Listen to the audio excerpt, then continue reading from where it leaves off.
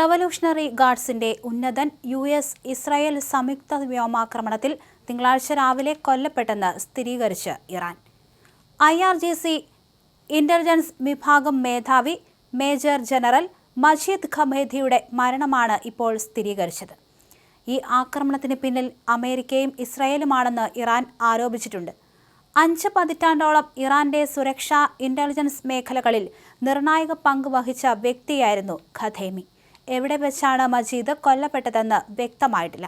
എന്നാൽ രാജ്യ തലസ്ഥാനമായ ടെഹ്റാനിലെ ജനവാസ കേന്ദ്രങ്ങൾക്ക് നേരെയുണ്ടായ വ്യോമാക്രമണങ്ങൾക്ക് പിന്നാലെയാണ് മരണം സ്ഥിരീകരിച്ചത്. കഴിഞ്ഞ ജൂൺ മാസം നടന്ന ഇറാൻ-ഇസ്രായേൽ 12 ദിന യുദ്ധത്തിൽ ജനറൽ മൊഹമ്മദ് ഖസേമി കൊല്ലപ്പെട്ടതിന് പിന്നാലെയാണ് IRGCയുടെ ഇന്റലിജൻസ് വിഭാഗത്തിന്റെ തലപ്പത്തേക്ക് മജീദ് എത്തിയത്. ഈ അടുത്ത ദിവസങ്ങളിലുണ്ടായ ആക്രമണങ്ങളിൽ കൊല്ലപ്പെടുന്ന ഇറാന്റെ ഉയർന്ന റാങ്കിലെ ഉദ്യോഗസ്ഥനാണ് ഇദ്ദേഹം. കഴിഞ്ഞ മാസം ഇറാന്റെ സുരക്ഷാ മേധാവിയായിരുന്ന അലി ലാരിജാനി, ഇന്റലിജൻസ് മന്ത്രി ഇസ്മായിൽ ഖത്തീബ്, കമാൻഡർ മുഹമ്മദ് പക്ബൂർ, IRGC വക്താവ് അലി മുഹമ്മദ് നൈനി, ഗാസിജ് സേനാ തലവൻ ഗുലാം റേസ സുലൈമാനി തുടങ്ങിയവർ കൊല്ലപ്പെട്ടിരുന്നു. ശത്രു രാജ്യങ്ങളുടെ നുഴഞ്ഞുകയറ്റങ്ങളെ ഫലപ്രദമായി തന്നെ പ്രതിരോധിക്കുന്നതിൽ ഖമേനി വലിയ പങ്ക് വഹിച്ചിരുന്നുവെന്ന് IRGC പ്രസ്താവനയിൽ പറയുന്നു. ഖമേനി എവിടെ വെച്ചാണ് കൊല്ലപ്പെട്ടതെന്ന് IRGC വ്യക്തമാക്കിയിട്ടില്ല. തിങ്കളാഴ്ച പുലർച്ചെ ഇറാന്റെ തലസ്ഥാനമായ ടെഹ്റാന് ചുറ്റുമുള്ള ജനവാസ മേഖലകളിൽ നിരവധി വ്യോമാക്രമണങ്ങൾ നടന്നതായി റിപ്പോർട്ടുകളുണ്ട്. പിന്നാലെയാണ് ഇന്റലിജൻസ് ചീഫിന്റെ മരണം IRGC സ്ഥിരീകരിച്ചത്. അമേരിക്കയും ഇസ്രായേലും സംയുക്തമായി നടത്തിയ ആക്രമണത്തിലാണ് ഖമേനി കൊല്ലപ്പെട്ടതെന്ന് ഇറാൻ പ്രസ്താവനയിൽ പറഞ്ഞു.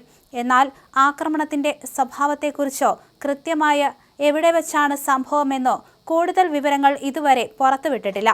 മധ്യസ്ഥ ചർച്ചകളുടെ ഭാഗമായി താൽക്കാലിക വെടിനിർത്തൽ എന്ന ധാരണയിൽ എത്തിയാലും ഹോർമൂസ് കടലിടുക്ക് തുറന്നുകൊടുക്കില്ലെന്ന് ഇറാൻ വ്യക്തമാക്കിയിരുന്നു. തിങ്കളാഴ്ച മുതൽ പ്രാബല്യത്തിൽ വരുന്ന രീതിയിൽ സമാധാന ചർച്ചകൾക്കും ഹോർമൂസ് കടലിടുക്ക് തുറക്കാനുമുള്ള നിർദ്ദേശം സമാധാന ചർച്ചയുടെ ഭാഗമായി മുന്നോട്ട് വയ്ക്കുകയായിരുന്നു. എന്നാൽ തങ്ങളുടെ നിലപാടിൽ മാറ്റമില്ലെന്ന് ഇറാൻ വ്യക്തമാക്കുകയും ചെയ്തു.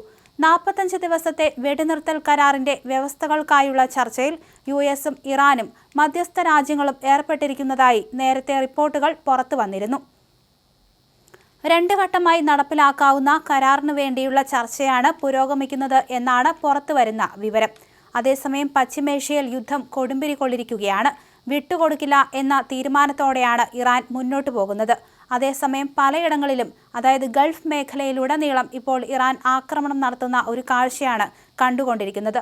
മാത്രമല്ല, ഇറാന്റെ ഭാഗത്തു നിന്നുണ്ടാകുന്ന ഇത്തരം ആക്രമണങ്ങൾക്ക് തിരിച്ചടി നൽകിക്കൊണ്ട് ഇസ്രായേലും അമേരിക്കയും രംഗത്തുണ്ട്.